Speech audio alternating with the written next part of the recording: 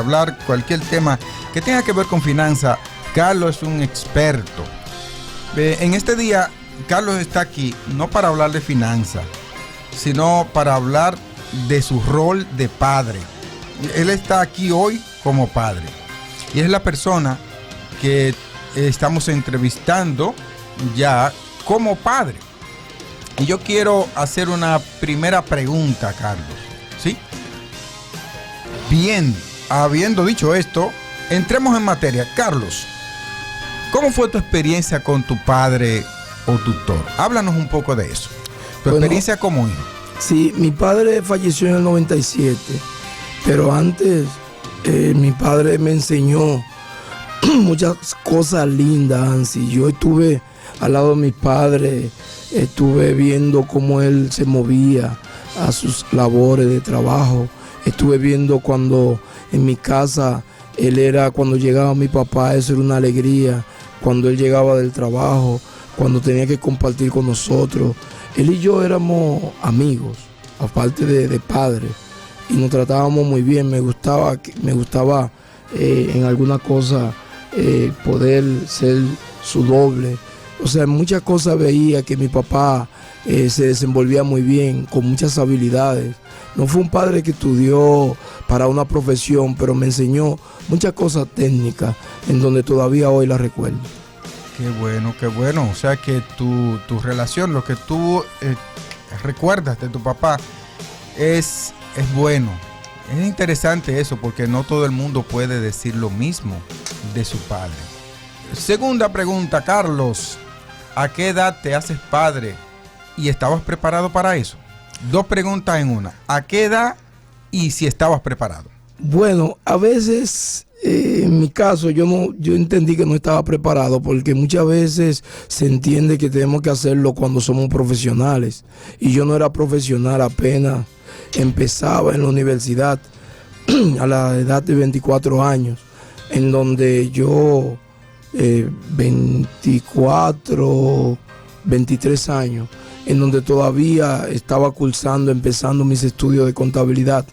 Y me sentía, wow, qué rápido, ya voy a ser papá. Y entonces, cuando llega Stephanie, ya tú sabes, es una historia, una experiencia lindísima, mi primera hija. Y lo enfrenté con responsabilidad, pero yo me entendía que no estaba preparado todavía. Quería ser profesional, tener un mejor salario, tener una mejor condición. Pero aún así traté de ser responsable y cargar con lo que me correspondía. Algo muy importante que tomo en cuenta en lo que tú acabas de decir es que aunque tú considerabas que no estabas preparado en el momento en que llegó Stephanie, que tú estabas apenas comenzando la universidad, pero fuiste responsable. Seguro. Hoy en día vemos a muchos jóvenes que tienen esta problemática donde quizás sin estarlo pensando, con una relación que tienen, pues llegan la chica sale embarazada y de repente tú ves que cada quien, no, yo no soy responsable, mira, yo estoy estudiando, o simplemente yo no quiero trabajar porque no se hace responsable de sus actos. Seguro. Entonces yo entiendo que en un momento como este, una de las cosas que la persona tiene que saber es que, óyeme, usted provocó esta situación. Así es. De repente tú no puedes delegarla a otro para que venga y resuelva por ti. Así es. También sería, qué sé yo, mezquino de mi parte si no menciono, aparte de mi padre, Carmelo Gil, a Fellito Luna, que también fue mi segundo padre, en donde, enfrentó un rol como padre que marcó mi vida. Una pregunta, ¿quién es Fellito Luna? Fellito Luna es mi hermano mayor. Correcto. En donde en la casa, en muchos momentos que se caseaba aquello, lo que ustedes saben, el pan de cada día, mi hermano mayor siempre estuvo ahí y le decía a mi mamá, cuenta conmigo, no te preocupes, que ustedes no van a tener ningún inconveniente. Y hoy eso es una cosa que me llena de orgullo.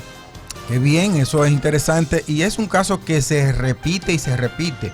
Nosotros hemos visto a tantas personas, o sea, tantos hermanos mayores a pesar de que los padres están vivos, ellos, este hermano mayor, hacerse responsable de los demás hermanos. Así es. Asumen un rol, oye, muy interesante. Ahí yo tengo ejemplos muy cercanos a mí, de hermanos mayor que se han echado responsabilidades. Seguro. De personas. Mi esposa se ríe. Pero qué bien, qué bien. Otra pregunta, Carlos, que tiene que ver con esta misma línea. Y esta es un poquito difícil, pero vamos a ver cómo salimos de ella. ¿Cuál ha sido lo más difícil a propósito de respuestas difíciles? ¿Cuál ha sido la situación más difícil que tú has tenido como padre? Se ven muchas situaciones, pero alguna que tú recuerdes en particular. Bueno, son muchas. Si podemos a mencionarla, el programa se tomaría el tiempo en lo que queda de programa, pero voy a mencionar dos. Una de ellas fue una que perdí el empleo y tenía mis responsabilidades, como le decía hace un momento a Luisa. Perdí el empleo y se me hizo difícil realmente el poder continuar dándole la alimentación como yo lo hacía, la educación. Pero aún así siempre traté de no buscar como excusa el que yo no tenía empleo, porque mis hijos a esa edad no lo iban a entender. Esa fue una de las situaciones difíciles, pero otra situación difícil fue cuando me nace Camil, que tienen que operarla a una edad pequeñita, y cuando se están llevando a Camil a la sala de operación, eso, oye, yo me sentí tan mal, porque me sentí impotente, sabía que tenía que dejarla ir para que ella fuera operada, pero fue un momento en donde eso me destrozó, acabó conmigo, en el momento en donde mi niña me miraba así con esos ojos tristes, como el que dice, papi, va a dejar que me lleven a la sala de operación. Eso fue un momento difícil para mí, pero tenía que aceptarlo. Esos son dos de los momentos difíciles que se me dan como padre. También te decía, en el momento en donde coloco un negocio, se me va mal y la gente me decía, este tercer elemento no puedo dejar de decirlo, con una visa ahí, la gente me decía, ¿por qué no te vas? Mis hermanas llamándome de Puerto Rico, pero coge para acá, tú entras a alegar a Puerto Rico. Y yo le dije, no me voy por dos razones. Primero, mis hijas no las voy a abandonar, no la voy a dejar. Aquí moriré con la bota puesta. Y a la persona que le debo no puedo retirarme porque tengo que pagarle, aún sea peso a peso. Y por eso hoy tú me ves caminando la calle de este pueblo, porque traté de llenarme de valor en ese momento. Tremendo testimonio el de este hombre. Mira qué interesante las cosas que se enlazan ahí. Y yo aprovecho esto que cuenta Carlos para aportar algo en ese sentido. Uno ve, y lo decía Luisa hace un momento, como gente, ahora mismo hombres, tienen relaciones con una mujer y tienen un hijo, pero está bien lejos de ellos el rol de padre. Seguro. ¿Cómo tú tenías la oportunidad de resolver tus problemas económicos? Porque hemos visto como tanta gente que tiene situaciones en el país, de repente salen, se le van a lo que le deben, pero allá empiezan a trabajar, hacen algún dinero, regresan al país, pagan sus deudas y normalizan su situación. Este pudo haber sido uno de esos casos, pero tú, desempeñando tu rol de padre, pensaste en eso y no quisiste hacerlo porque pensaste que si lo hacía, entonces de alguna forma estaba abandonando a tus hijas. Seguro. Tremendo eso. Sí, es bien interesante. Eso es cuando ya hablamos de la responsabilidad, que va más allá de mi propio beneficio. Porque en un momento determinado tú puedes decir, bueno, yo me voy y resuelvo por allá y mando y que resuelvan aquí. Pero tú te quedaste y afrontaste la situación con valor, con la frente en alto, ¿verdad? Buscando las soluciones, y te quedaste. Y hablábamos de lo más difícil, ¿verdad? De las cosas difíciles que tú has tenido como padre, pero también cuáles han sido aquellas, de las más agradables que tú pudieras contarle a esta audiencia, ¿verdad? Que tú como padre has podido tener. También son varias. Por ejemplo, cuando mis niñas comienzan a decirme papá, cuando mis niñas comienzan a decirme mi nombre, esas son de las cosas donde más me llenan de emoción. En el caso de Carla, que es la última que nació, cuando ella comienza a decir Carla, papá, esas son cosas que, oye, yo me vuelvo loco cuando ella me dice eso. Camil también, que le encanta andar conmigo para los juegos. sobol y esos tipos de cosas. Le encanta ser mi compañera, ella dice que ella es mi secretaria oficial, pero también Stephanie Carlen, que han sido niñas en donde se han educado a mi lado, han trabajado a mi lado. Esos títulos de graduación que me han dado han llenado mi vida. He dicho, wow, lo logré, lo logramos. También cuando mi niña la han puesto en el cuadro de honor en el colegio. Esas son cosas de las que yo digo, wow, vale la pena, tengo que seguirme esforzando. Son cosas que realmente a un padre se le olvida el sacrificio de los chelitos que tiene que buscar cuando tiene que pagar la inscripción, cuando tiene que comprar los útiles. Todas esas cosas vale la pena formar tu hijo, porque tú eres el modelo. Y de qué manera cuando tus hijos te dicen, papi, la pasé en A, ese tipo de cosas realmente son de las cosas que más me llenan cuando mis hijas se han casado, han cumplido su rol, sus etapas. Ya tengo una nieta inclusive. O sea, me he sentido bien, mis hijas, me siento orgulloso de todos los logros que han tenido ellas. Así es, mira, haciendo ahí mismo y conectando una cosa, ¿verdad?, con la otra, como decimos. Tú tuviste una primera familia. Incluso tú estás hablando de tus primeras hijas, que ya tienes una nieta, que son Seguro. personas que ya se han desarrollado, que han cumplido su rol. Pero algo que me llama la atención, ¿cómo fue esa relación entre tú y tus hijas, ya con esa separación que había de por medio? Porque en el camino, Ansi y yo comentábamos de eso, y lo que vemos a diario es que hay muchos hombres que cuando se separan de la madre, o sea, de su esposa, también lo hacen de sus hijos. Y hoy vemos personas, señores, hermanos, hasta cristianos, que hoy tienen una orden de manutención impuesta por un juez para que sostenga a sus hijos económicamente, porque no lo hacen. Exactamente. No sé, ¿cómo fue esta experiencia para ti? Porque vemos unas hijas que, aparte de mostrar amor por ti, también se muestran agradecidas. Hay una conexión que se supone que... Muy interesante tu pregunta, y hoy creo que la revelo. Cuando me caso y tengo que... después que me caso, a un tiempo muere la mamá de mis hijas. Yo me siento y hablo con mi esposa, Carmen Milagros Rodríguez, una esposa hermosa que el Señor me ha dado. Y yo converso con ella, y al mes la llevo, cuando ella muere, resolvemos todas las responsabilidades que tenía que resolver, pero la llevo donde mi hermana, se llama Dominga, vive cerca de ustedes, Dominga Gil. Y mis hijas duran allí un mes. En ese mes yo voy preparando el escenario para que mis hijas puedan vivir conmigo. ¿Qué hago?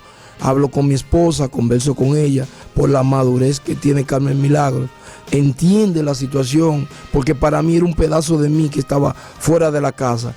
Y trato de hacer la química conversando, pero siempre dándole que ella es la líder de la casa, que ella es la administradora de la casa, que ella es mi ayuda idónea, que mis hijas, converso con mis hijas, y cuando ellas llegan allí, entonces entendiendo esas reglas, entonces ellas se adaptan a las reglas. De manera que yo me sentí tan bien porque mis hijas pudieron vivir conmigo. Cuando llegan, es claro, llegan con cierta costumbre de que no comen esto, que no comen esto. Entonces conversamos, negociamos y las cosas se van acoplando. Hubo una comunicación. Sí, pero el éxito de todo esto fue cómo mi esposa, Carmen Milagro, manejó el asunto. Era su amiga, ella le dijo, nunca seré su madre, pero sí su amiga. Y se llevaban, que la gente decía, wow, es increíble para la diferencia de edad, cómo ella se lleva. Se lleva muy bien, tú la ves juntas y oye, es una cosa increíble, sí. Qué bueno, o sea que, señores, hoy estamos hablando del padre, ya estamos prácticamente en la parte final de este espacio, pero tenemos que resaltar, no sé si Carmen estará en sintonía, me imagino que sí, pero que qué bueno es cuando tú puedes decir, estamos resaltando el Día del Padre, pero tenemos que felicitar a Carmen como esa esposa y no como madre, sino como amiga de estas primeras hijas tuyas, que llevó a esta conexión preciosa que hoy se puede llamar familia, Carlos. Así es. Yo me imagino que en algún momento hubo algún tipo de conflicto, y no quiero que tú me digas sí o no, es una cosa mía, pero de verdad se nota como si nunca hubo ningún tipo de diferencia entre ellas. Pudo haberla visto, sí, pero como si no, como que todo estaba tan bien, tan normal, siempre, que en mi experiencia contigo, que te conozco hace un tiempecito, entonces he visto eso, y qué bueno, qué bueno. Tú decías algo interesante, que cuando tus hijas estaban donde tu hermana, estaban bien cuidadas y todo, pero no estaban contigo y tú sentías que eran un pedazo de ti. Mira, mucha gente tiene ese gran problema. Y ahí hay un tema que no es, me voy a salir un poquito de esto, del tema principal, pero es bueno comentarlo. Como personas, aprovechándose de padres responsables, manipulan. O sea, estamos hablando de, hay una separación, la ex esposa, aprovechándose que tiene ese vínculo, que tenemos hijos, y viendo a ese padre responsable, se aprovecha, pero mira, le saca una milla de ventaja a esa situación.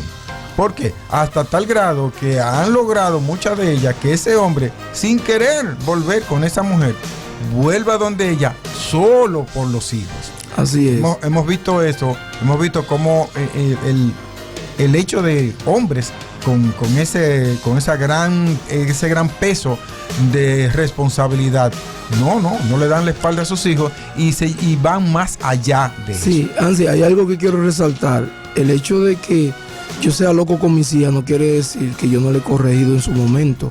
Por ejemplo, dice la palabra que el padre al hijo que quiere corrige. Ellos me han puesto hasta su bembita. Camila es una de las que dice, cuando papi me dice que quiere hablar conmigo, yo sé que viene algo serio. O sea, y le dice, Carla, a ti te tocará lo tuyo también. Porque yo la quiero, me derrito por ella, pero sin dar, cuando tengo que llamarle y decirle, eso no es así, o no me maneje por ahí, porque eso no me conviene, o no te conviene, yo se lo expreso también. Y no solo, perdón, a Camil, a Stephanie. Y hoy Stephanie, que está fuera de aquí, que otro momento difícil, que no te lo mencioné, que tuve que irse a vivir a la Florida, sí. Stephanie, mi nieta. Entonces, hoy yo digo, dice mi hija, wow, gracias por la formación que me diste, papi. Gracias porque estoy por aquí, pero sé que todos esos valores, ese legado, bueno, legado no, porque todavía estoy vivo, pero toda esa cosa que tú me has enseñado, te lo agradezco, porque ahora me puedo defender sola. Así es, interesante esto, y qué bueno que tú puedes decir esto, porque ya al término de esta entrevista, que ha sido jugosa, muy sustanciosa, yo creo que la gente se ha gozado contigo y lo que tú puedes dar como padre, lo que tú puedes aportar. Finalmente, Carlos, a los padres que te están escuchando, que nos están escuchando, y a los futuros padres, ¿qué tú le podías aconsejar? Sí, antes de yo darle un consejo a los padres, quiero decir que mi nombre es Carlos Gil de Luna. Siempre resalto Guingo, porque hay personas que yo me crié en el barrio que saben que ese es mi nombre, el apodo, Guingo. Los apodos normalmente es bueno mencionarlo, porque algunos no conocen el licenciado, no conocen al magíster, pero olvídese del licenciado y de magíster. El Guingo es el que está en esta cabina en estos momentos hablando para la gente del Callón Ortiz y toda esa gente que me conoce. Con relación a los padres y futuros padres, quiero decirles que tenemos que ser el ejemplo. El ejemplo, la historia se repite. Si hoy tú eres vago, mañana tus hijos serán vagos. Si hoy tú haces una cosa que no te agrada ante la sociedad, mañana tú lo vas a ver en tus hijos. Entonces tenemos que ser el ejemplo en todo, en la educación, en el trabajo, en lo religioso. Es igual que cuando un padre dice, voy a la iglesia, voy a cambiar mi vida, mi calidad de vida, mi estatus, mi condición. Todo el mundo lo sigue. Por eso es que muchas veces cuando el padre está en la casa, hay como un orden, hay una autoridad delegada por Dios. Entonces por eso tú debes ser el ejemplo, no solo en tu casa, sino fuera de tu casa. Sí. Que tus hijos no se avergüencen cuando hablen de ti, que tú puedas ser el modelo, que tú puedas decir, wow, cuando hablan de ti, que tú no te sientas mal, que tú puedas dar un ejemplo en lo social, en el deporte, donde quiera que te encuentres, que tú puedas ser un buen hijo, y que puedas ser un buen padre, y que tú puedas ser amigo de tus hijos. Es otra cosa, que no te tomes miedo, dale confianza. La vida es negociación, que no te tengan miedo porque llegó fulano. Una vez recuerdo que una persona me dijo a mí, en mi casa no se oye reggaetón. Claro, cuando tú no estabas ahí, porque inmediatamente cerraban la puerta, eso era que tú. Entonces, delante de ti no lo hacían, pero cuando tú te ibas, exacto, ¿qué pasaba? Entonces, hay una diferencia marcada entre miedo y respeto. Exactamente, entonces debe haber confianza. Tú debes ser un padre y debes ser un amigo, debes ser una persona en donde si eres joven, no te lleves de que tú eres joven. Mañana esos niños van a copiar de ti, porque ellos son como que copian, esponja, todo. Sí. Ellos dicen, wow, quiero ser como mi papi. Y cuando estudié Derecho en Criminalística, aprendí de que los hijos aprenden de acuerdo al medio ambiente. Así. Es decir, machete es lo que hay, pues machete cojo. O sea, pero si ven educación, como yo la veía en mi hermano, siempre estudiando, siempre esforzándose en el trabajo, y eso es una excusa para él avanzar. Pues eso yo hice. O sea, tú coges lo bueno, pero la historia se repite. Hoy hay padres quejándose que sus hijos son rebeldes, que sus hijos no se comportan, pero ellos lo fueron así antes. La historia, seguro lo que sembraron, ellos están cosechando hoy. Entonces, por eso yo digo por este medio, trata de ser un ejemplo en tu familia, en todo donde tú te muevas. Excelente, muchas gracias, hermano Carlos. Qué bueno es conversar con Carlos. ¿Cuánto tiene este hombre para darnos? Continuamos un nuevo día. Siga disfrutando de su programa Un Nuevo Día.